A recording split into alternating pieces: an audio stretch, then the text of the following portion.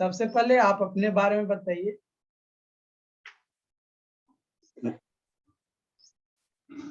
मेरा नाम दीपक आनंद है और मैं सारण डिस्ट्रिक्ट से बिलोंग करता हूँ। मैंने अपना मैट्रिकुलेशन बीएलडी नेशनल कॉलेज से किया है। इसके बाद हमने डिप्लोमा किया है राजकीय पॉलिटेक्निक गोपालगंज से 17 से 20 सेशन में। इसके बाद वर्तमान में मैं मोतिहारी कॉलेज ऑफ इंजीनियरिंग का स्टूडेंट हूँ और मैं वहाँ ट्रिपल ई ब्रांच से बीटेक कर रहा हूँ। ओके, डिप्लोमा आप किस ब्रांच से थे? Electronics engineering. तो लैटरल एंट्री का प्रिपरेशन आप एग्जाम का डेट से कितने दिन पहले स्टार्ट किए? सर ये मेरा सेकेंड अटेम्प्ट था। इसके बीच में सर हमने लुमिनस में काम किया है लगभग 6 महीना सर। ओके, उसके साथ साथ हमने सर तैयारी किया है। वर्क के साथ साथ आपने जो है तैयारी किया? Yes sir. जब तैयारी कर रहे थे तो सबसे ज्यादा किस सब्जेक्ट पे फोकस किए थे? सर तैयारी के दौरान सर बहुत सारी डिफिकल्टी होती है, इसको मद्देनजर रखते हुए सबसे पहले सर हमने इंग्लिश के क्षेत्र में अधिक मेहनत किया है।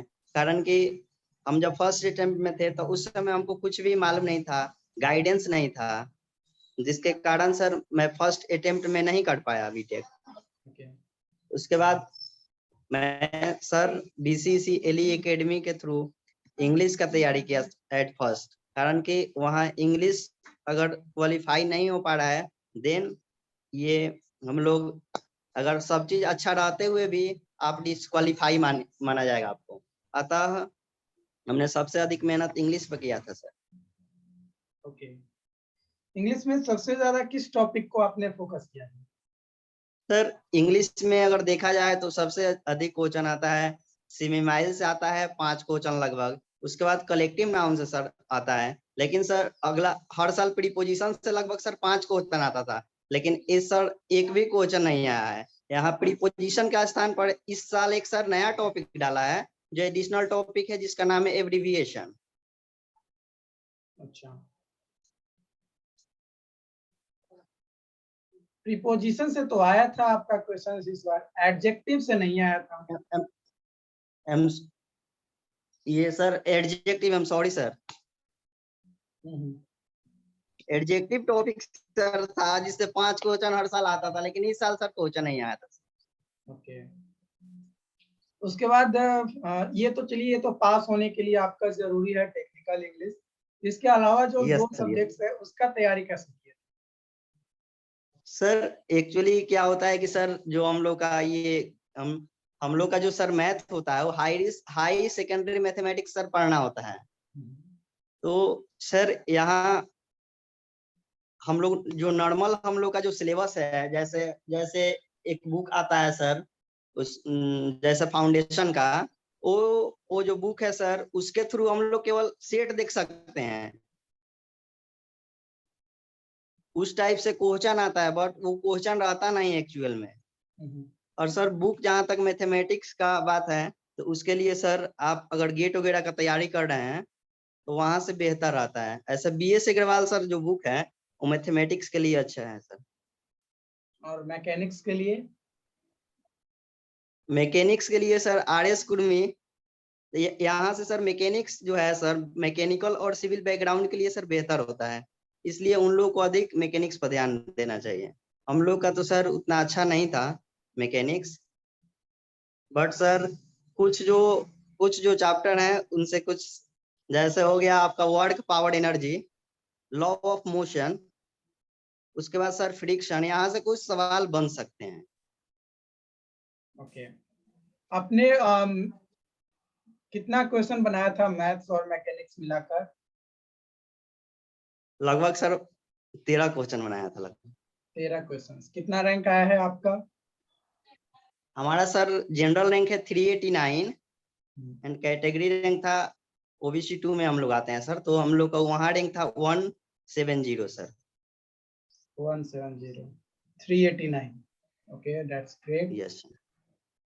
तो आप 1 साल गैपिंग के बाद फर्स्ट अटेम्प्ट लिए थे सेमेस्टर के साथ। Yes sir, yes sir. तो इस बार जो है बहुत ज़्यादा टाइम दिया जा रहा है, सेमेस्टर एग्ज़ाम्स के बाद भी 30 दिन का टाइम है। तो उस पीरियड में कैसे प्रिपेयर करना चाहिए लोगों को, जो इस बार एग्ज़ाम देने वाले सर हैं? हमारे हिसाब से सर अगर कोई तैयारी कर रहा है तो सबसे पहले उसको इंग्लिश को लेकर रेगुलर ये प्रैक्टिस जो लाइव सेशन हो रहा है सर, लाइव सेशन से जुड़ना चाहिए। उसके बाद सर आप ही का सर हम एक बुक मंगाए थे जिसमें जो कंटेंट है सर वो BCECL के लिए सफिशिएंट है। अगर हम लोग सर लीड का अदर भी बुक आता है, जैसे सर फाउंडेशन पब्लिकेशन का आता है, उसका सर जितना भी टेक्निकल इंग्लिश का जो कंटेंट है वो उतना सॉलिड नहीं है। जिस हिसाब से दिया है उस हिसाब से सर आ नहीं पाता है एग्जाम में सर। तो सर मैंने आपका एक बुक अगला साल आया था, लॉन्च हुआ था, BCECL करके, उसी को सर मैंने खरीदा था और उसी से हमने पढ़ाई किया था सर, जब में रहते हुए सर। ओके। आप बताइए कॉलेज में आपका क्या है फंडा, कैसे क्लास सर चल रहा इस है? बार हमें मोतिहारी कॉलेज ऑफ इंजीनियरिंग मिला है सर। तो कॉलेज में सीनियर्स का बिहेवियर, टीचर्स का बिहेवियर किस तरीके का है? वहाँ का सर माहौल बहुत अच्छा है सर। जो जूनियर से सीनियर का रिस्पेक्ट करते हैं सर, और जो सीनियर लोग हैं सर वो भी जूनियर का कोई भी प्रॉब्लम होता है, कोई भी प्रॉब्लम होता है उसको वो हल करते हैं सर। तो आप इलेक्ट्रॉनिक्स बैकग्राउंड से हैं, तो इलेक्ट्रॉनिक्स बैकग्राउंड में सबसे बेस्ट कॉलेज कौन सा है आपके अनुसार? सर हमको सर ट्रिपल ई ब्रांच लेना था सर। ट्रिपल ई में सर अभी ट्रेंडिंग के हिसाब से सर देखा जाए तो सर बख्तियारपुर कॉलेज था, गया कॉलेज था, जैसे सर ये सब बेस्ट था। जैसे LNJPIT था, थर्ड नंबर के बाद हमने सर फोर्थ नंबर पे डाला था मोतिहारी कॉलेज ऑफ इंजीनियरिंग, वही सर हमको मिला sir. Okay, fourth number first 3 नहीं मिल पाया। यस। ओके। कोई सजेशन देना चाहेंगे जो इस बार अच्छे से तैयारी करें और अच्छा रैंक, जैसे आपका भी कोई खराब रैंक नहीं है, 389 एक एवरेज कह सकते हैं। तो अगर यस सर। कोई चाहता है कि अंडर 500 रैंक उसको लाना है अपने लैटरल एंट्री एग्जाम में, तो उसको कौन-कौन से मैथ्स में, मैकेनिक्स में टॉपिक को जो है फोकस करना चाहिए? और इंग्लिश तो कंपल्सरी है ही, तो उसको छोड़कर मैथ्स और मैकेनिक्स में कौन-कौन से टॉपिक्स उसको पढ़ना चाहिए, ताकि अंडर 500 उसका रैंक आ सके? सर सबसे पहले आपको, जैसे आप मैथ में स्ट्रांग है तो आपको मैथ को टॉपिक को टारगेट करना है, और आप मैकेनिक्स में सर स्ट्रांग हैं तो उस हिसाब से आपको मैकेनिक्स का टॉपिक टारगेट करना है। अगर आप मैकेनिक्स जहां तक पढ़ रहे हैं तो ये 3-4 टॉपिक है जिसको आप पढ़ते हैं तो कम से कम 10 क्वेश्चन तो बनेगा। कौन-कौन सा टॉपिक है, कुछ याद है? जैसे सर वर्क पावर एनर्जी, उसके बाद हम लोग आते हैं तो उस वर्क पावर एनर्जी के बाद सर आता है लॉ ऑफ मोशन हो गया जैसे, उसके बाद सर फ्रिक्शन हो गया आपका। ये सब जो टॉपिक है सर वो इम्पोर्टेंट है मैकेनिक्स के पॉइंट ऑफ व्यू से सर। ओके, और मैथमेटिक्स अगर जिसका सर आप सब्जेक्ट है? जहाँ तक मैथ का सर, मैथ का जहाँ तक सवाल है तो मैथ में सर आप मैट्रिक्स से स्टार्टिंग कर सकते हैं, मैट्रिक्स पढ़ सकते हैं, डिटर्मिनेंट पढ़ सकते हैं। यहाँ से जो सवाल आता है सर वो बन सकता है। डिटर्मिनेंट उसके में बाद सर आपको अगर रैंक अब अच्छा लाना है तो उसके लिए सर आप सॉलिड ज्योमेट्री वगैरह ये सब पढ़ना पड़ेगा आपको। डिफरेंशिएशन और इंटीग्रेशन, इंटीग्रेशन में सर मल्टीपल इंटीग्रेशन आया था जो हम लोगों से सर नहीं हल हो पाया था सर। अच्छा, डबल और ट्रिपल आया होगा। Yes sir, yes sir. Double तक तो सर ठीक है, ट्रिपल आ जाता है तो सर दिक्कत हो जाता है सर। अच्छा, डबल तक बन जाता है। Yes sir, yes sir. Okay. तो फाइनली आप कोई वैसी बात बताना चाहते हैं आप अपने जूनियर्स को कि इस बार जो भी एग्जाम देंगे वो आपके अल्टीमेटली चाहे आपके कॉलेज में पढ़ें या ना पढ़ें बट वो आपके होंगे जूनियर ही, तो उनको और क्या सजेशन देना चाहते हैं लैटरल एंट्री को लेकर? सर सबसे पहला बात कि सर यदि आप बीसीसीएलई का एग्जाम देने जा रहे हैं सर, तो उसमें 3 सब्जेक्ट रहता है, 50-50 जो क्वेश्चन है तीनों सब्जेक्ट से सर बिलोंग करता है। जैसे फर्स्ट में मैथमेटिक्स का 50 क्वेश्चन रहता है सर, उसके बाद मैकेनिक्स का 50 क्वेश्चन रहता है, उसके बाद इंग्लिश में 50 क्वेश्चन रहता है सर। तो सबसे पहले हमें जो अटेम्प्ट करना है सर इंग्लिश को ले करना है। सबसे पहले इंग्लिश में कम से कम 20 क्वेश्चन को अटेम्प्ट कर देना है, कारण कि इसमें माइनस मार्किंग होता है। और यदि आप कंफर्टेबल हैं कि ऑल जितने हम बनाए हैं सही है, तो आप 15 को लेकर चलिए।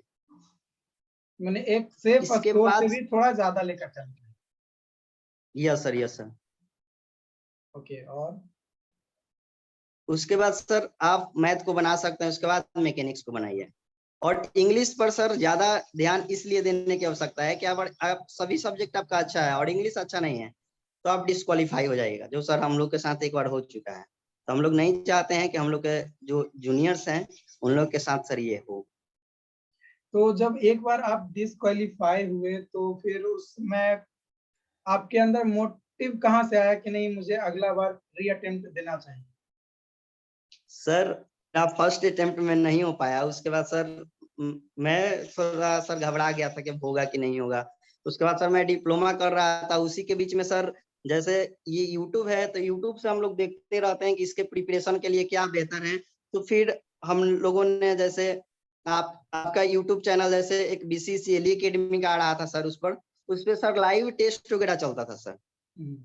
उसको देखकर सर हम लोग लाइव सेशन में ही हमारा सर जो ये क्लास चलता था 12 से 2 बजे के बीच में होता था सर जनरली। तो उस समय सर हम लोग लाइव ही अटेम्प्ट कर लेते थे और बाद में उसको फिर से एक बार रिवीजन वगैरह कर लेते थे सर। सर जो आपका इंग्लिश का कंटेंट है वो सफिशिएंट है बीसीसीएलई के लिए, हम लोग तो सर वहीं से उतना कर पाए हैं सर।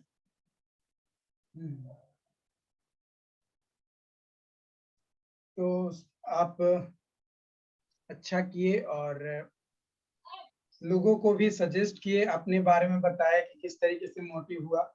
तो आप जो है जब वर्क करने गए होंगे तो आपको और भी डिफिकल्टीज हुआ होगा पढ़ने के दौरान, तो उस टाइम को मैनेज आप कैसे किए? कई सारे लोग अभी वैसे भी होंगे जो सर नौकरी के साथ कर जैसे रहे आप हैं।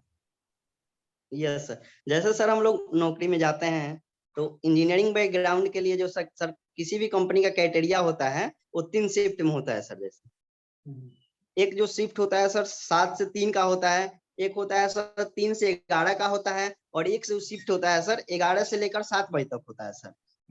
तो जनरली सर हमने बी शिफ्ट में ही ड्यूटी किया था जो 3 से 11 था सर। तो इस बीच हम लोग जो सर 12 बजे से 2 बजे के बीच में लगभग सेट का जो काम होता था सर, जो लाइव सेशन चलता था उसको देख लेते थे सर। और क्या होता था सर, मॉर्निंग में हम लोग डेली ये इंग्लिश का तो रिवीजन सर डेली किया हूँ, उसके बाद जो मैथ वगैरह है ये सब बनाता था उसी समय। कहने का मतलब है कि सर 7 से 3 बजे के बीच में सर मैं पढ़ लेता था। उसके बाद 2:30 बजे से ड्यूटी जाता था, फिर 3 बजे ड्यूटी हो जाता सर, 11 बजे आता था, आराम से खाकर सो जाता था सर। तो कोई सर डिफिकल्टी विशेष नहीं हो रहा था सर। अच्छा, जो लोग इस बार हो सकता है कई सारे वैसे होंगे जो as a part time job कर रहे होंगे और वो तैयारी कर रहे होंगे, यस तो सर। उनको क्या सजेस्ट करना चाहते हैं? पहले सर उन लोग को सजेस्ट करना चाहते हैं सर कि जो सर अगर आपको टाइम नहीं मिल पाता है पढ़ने का उस लाइव सेशन को, तो आप बाद में उसको जरूर देखिए और कोशिश कीजिए कि जो आपका रिवीजन हो वो डेली करें। आप जब भी आपको टाइम मिले, जरूरी नहीं है कि आप जिस टाइम जॉब करते हैं उसी टाइम आपको पढ़ना है, नहीं, आपको जब आपको कंफर्टेबल लगे, जब आपको समय मिले आपको पढ़ना है, जैसे भी पढ़ना है, लेकिन पढ़ना है। ये बात आप ठान लीजिए कि हमको पढ़ना ही है, 1 घंटा पढ़ना है या 2 घंटा पढ़ना है, बट पढ़ना है सर।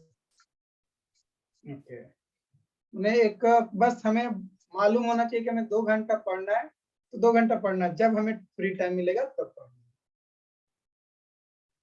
है। Yes sir, yes sir. Okay, चलिए आप अपना कीमती समय निकाल कर हमारे साथ जुड़े, उसके लिए थैंक यू। और लोगों को भी जो है सजेस्ट किए, आपका जो भी दिक्कत आपने जो झेला वो आने वाले समय में लोग न झेले, इस चीज को भी आपने बताया, उसके लिए again yes thank sir, you.